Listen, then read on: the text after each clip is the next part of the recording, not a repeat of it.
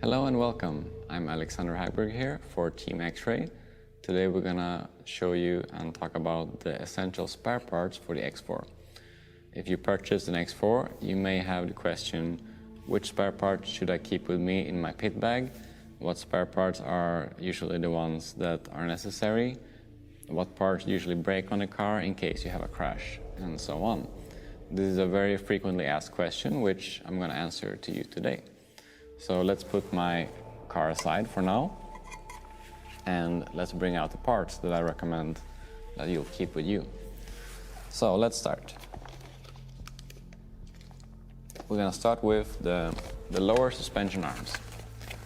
The unique CFF arms, which are standard on the X4.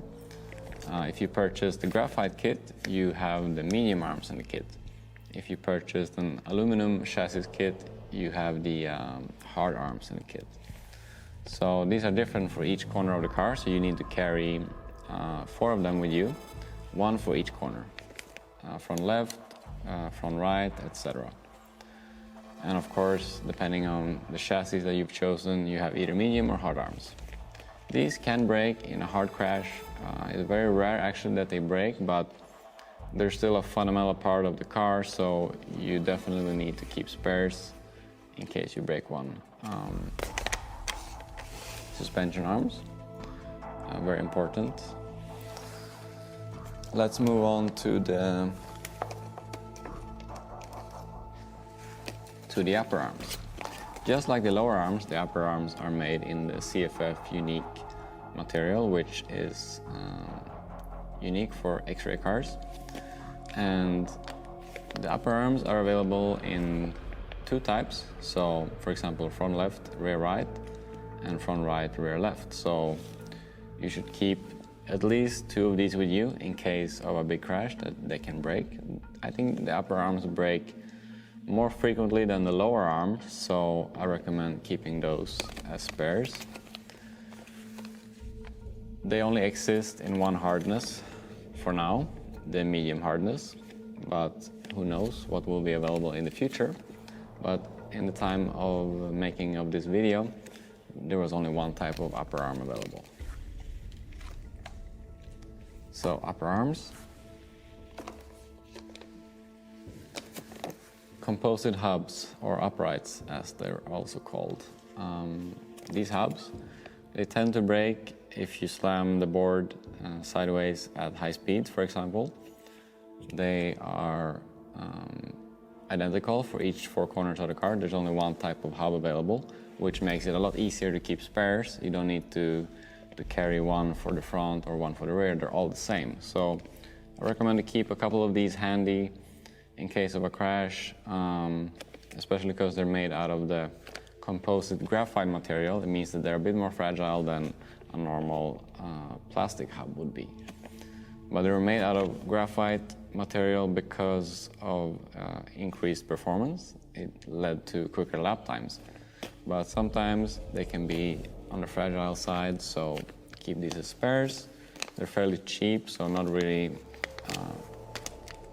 a big stress point in terms of price.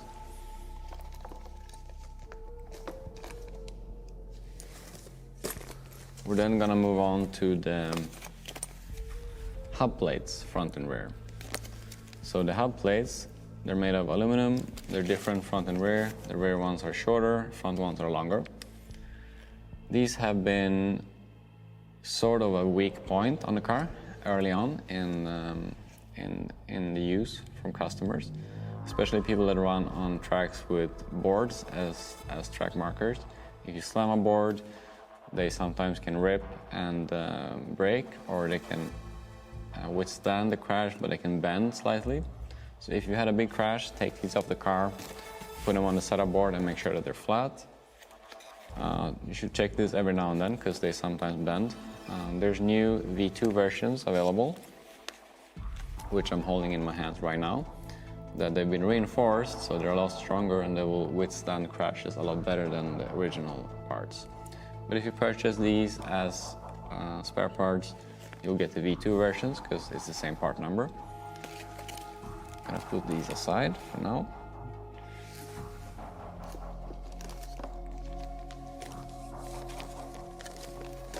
upper clamps.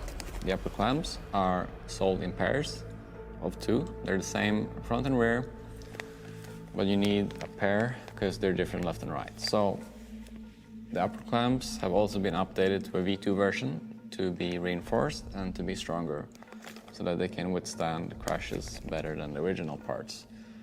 The upper clamps are obviously made of aluminum, but they can still bend in case of a big crash, and that's why I recommend to keep these in your pit bag as spares. The V2 versions hold up a lot better than the original versions, so if you purchase these as spare parts, you'll get the V2 versions. You don't have to buy the part just to upgrade to the V2 versions, because the original parts are perfectly fine, but in case you need to replace your parts because they're broken, please purchase a new pair, which you'll then get the V2 version.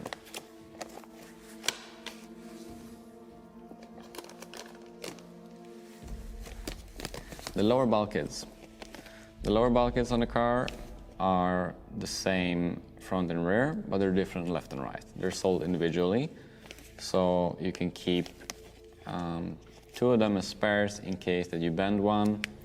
There's V2 versions coming soon as well, but we've seen some customers they've bent these from big crashes, from big impacts, and V2 versions are available as spare parts.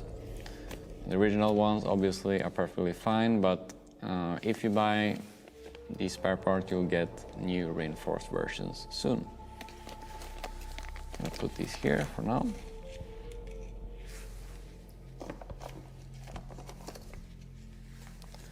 The rear graphite post body holders, they're made of graphite. They're actually a lot stronger than they look.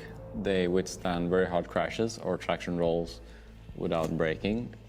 I've seen a couple of these break in hard impacts, so they're not indestructible, but it's still nice to keep these handy in your pit bag in case of a big crash or in case of a very violent traction roll. So they're a lot stronger than people think, but it's still nice to keep as spares.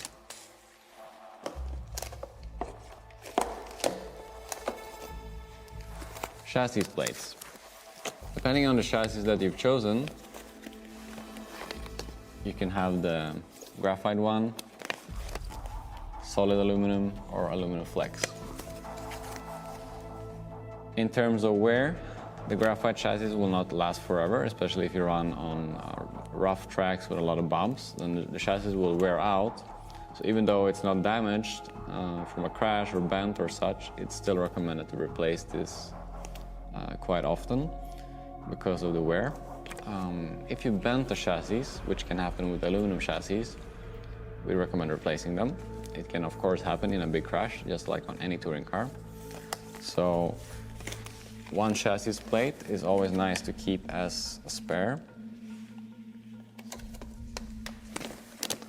Top deck, the standard 2mm top deck that comes in the car is very strong. It will withstand pretty hard crashes, but it's still nice to keep one as a spare, because if in case of a hard front impact, you can snap the top deck or bend it, and it's important to keep at least one as a spare in your pit bag. So the top deck. Let's move on to parts that are more sort of wear and tear parts, as I call them. The drive shafts, front and rear, they can bend in a crash, of course, which you'll better replace them then, because a bent drive shaft will make the wheels wobble, which is not good for performance. So in case that you bend one, please replace them. They're sold individually, so you can buy one of each just to keep as spares.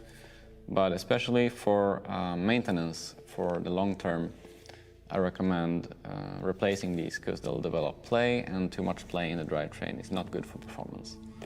So not only for damage, but for maintenance of the car as well.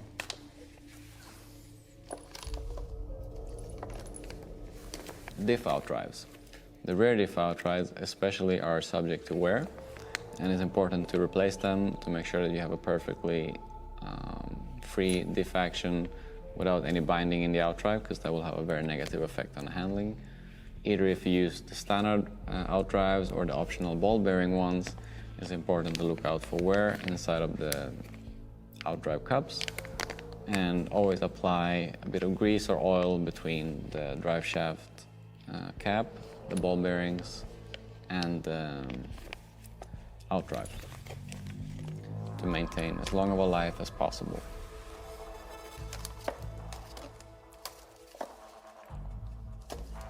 Another part for maintenance is the Diff ORing.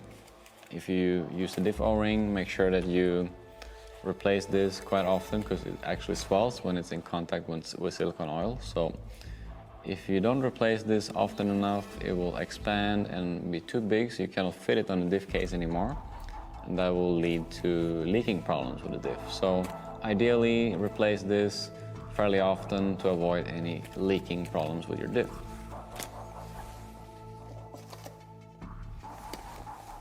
Shock membranes. I personally replace these very often to try and rebuild the shocks with the exact same oil volume every time, because the silicone membranes, just like the silicone O-rings,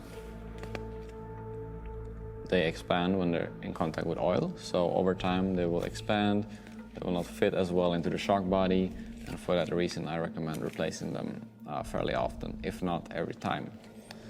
And that will make it easier for you to rebuild the shock in the same way every time. So, membranes, O-rings for the shocks, so the bottom seal of the shocks.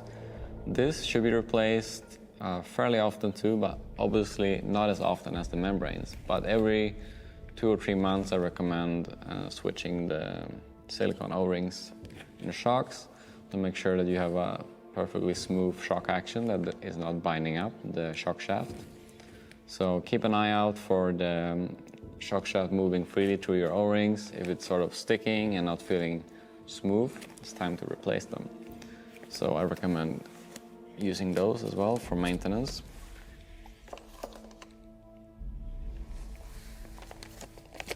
The lay shaft pulley actually lasts really long, but I still recommend keeping one as spare in case that you strip something or your belt breaks and it'll strip your pulley. So keep one handy as a spare, replace it every now and then to minimize the wear on your drive belts.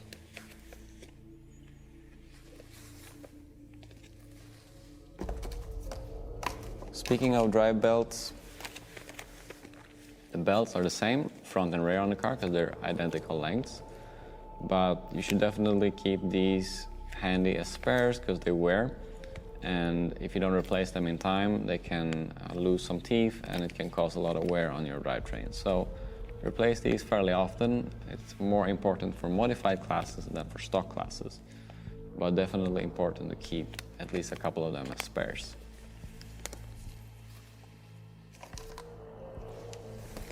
Spur gear. The kit comes with a 110 tooth spur gear, which is ideal for modified. If you race stock classes, you'll probably end up using a 100 tooth or 96 tooth spur. So keeping a spur gear as a spare is essential because it'll often strip or break either from small stones from the track or from the gear mesh not being set perfectly or from various issues that can occur. So always nice to keep spur gears as spares, probably more than one to be honest. I always keep a bunch of them with me. And let's move on to bearings. Lay shaft bearings. Their lay shaft bearings are now replaceable, which they sometimes haven't been on previous models of the car. So you can just pop them out and put in new ones. Even though you oil them frequently, sometimes they can fail from being too old. So don't take any risks, replace them quite often, and always add a drop of hoodie bearing oil to your bearings before putting them into the car, and keep adding oil for every race day.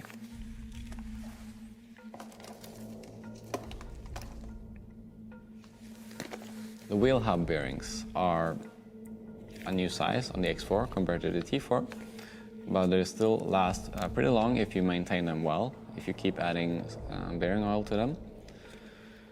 They last pretty long, but you should still keep some in your bag in case one breaks or one starts to get gritty. And yeah, for every time that you do maintenance to your car, you'll want some spare bearings in case you want to replace one. So keep those in your pit bag as well. And the last essential spare part that I can recommend is the diff bearing. So these are the bearings that goes on the diff in the rear and the solid axle in the front.